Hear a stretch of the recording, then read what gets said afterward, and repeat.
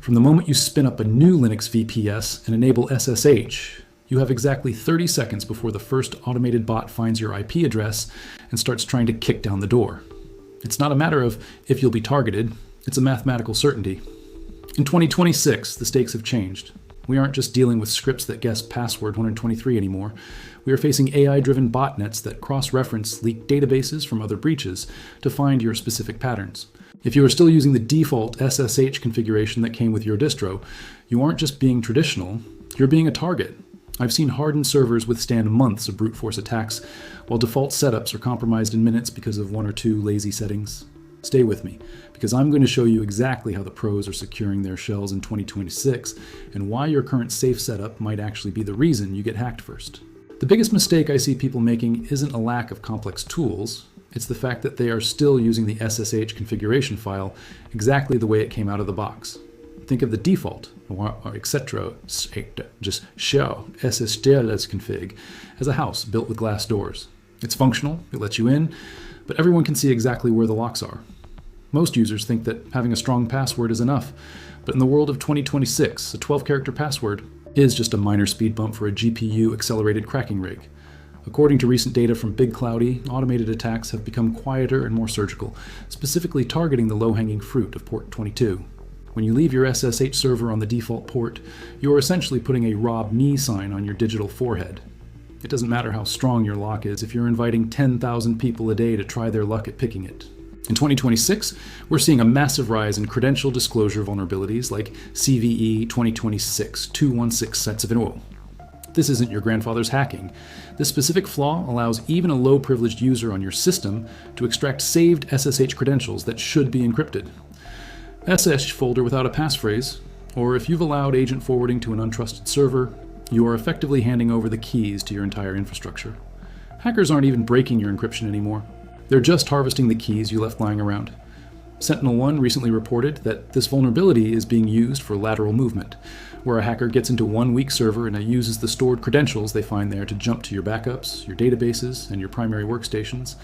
They aren't kicking down the front door. They found the spare key you hid under the mat. Think about that for a second.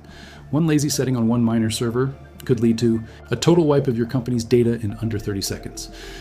Look, we aren't just going to talk about the threats. I'm going to give you 5 specific lines of code that you need to add to your SSH config right now to make your server invisible to 99% of automated attacks. This is the hardening protocol that separates the amateurs from the experts. Setting number 1, disable password authentication. This is non-negotiable. In 2026, if you are still typing a password to log into your server, you are living in the past. You need to move to ed25519 keys. They are shorter, faster, and exponentially more secure than the old RSA standard. Once your keys are in place, find the line password authentication and change it to no. This one change eliminates the entire category of brute force attacks. No password means nothing to guess. Setting number 2, kill the root login. Why would you ever let someone try to log in as the most powerful user on the system? It's the first username every bot tries. Change permit root login to no. Force yourself to log in as a standard user and use sudo for administrative tasks. It adds one layer of friction for you, but it adds a mountain of difficulty for an attacker. Setting number 3, move the port. I know, security through obscurity isn't real security, but in 2026, it's about noise reduction. Changing your port from 22 to something in the high thousands, like 49155S, will stop 99% of the automated spray and pray bots from ever seeing your server. It's like moving your house from the main highway to a hidden cul-de-sac. You're still there, but you've stopped the random solicitors from knocking on your door. Setting number 4, set a login grace time. By default, SSH waits 2 minutes for you to authenticate. That is an eternity for a bot to hold a connection open and tie up your resources. Change login grace time to 30. If you can't log in 30 seconds, you probably don't have your keys ready anyway. This prevents denial of service attacks where bots just sit on your login screen to prevent legitimate users from connecting. Setting number 5, limit max authentication. Attempts. Most people leave this at the default, which allows a bot to try multiple passwords in a single connection. Set max auth tries to 3. This forces the attacker to disconnect and reconnect after just 3 failures, which makes their job significantly slower and much easier for tools like fail2ban to detect and block. I have to give you a mandatory disclaimer here. Hardening your SSH settings can and will lock you out of your own server if you aren't careful. Before you disable password authentication, verify that your keys are working. Keep an active session open in one window while you restart the SSH service and try to log in with a second window. This guide is about professional-grade security. It assumes you are ready to manage your own keys and that you won't lose them. If you lose your private key and you've disabled passwords, you are looking at a manual recovery process that might involve a physical console or a complete server wipe. At the end of the day, SSH security isn't about a single setting. It's about a fundamental shift in how you view access to your machine. We have to stop treating our servers like public libraries and start treating them like private vaults. The convenience of a simple password or a default port is exactly what hackers are banking on.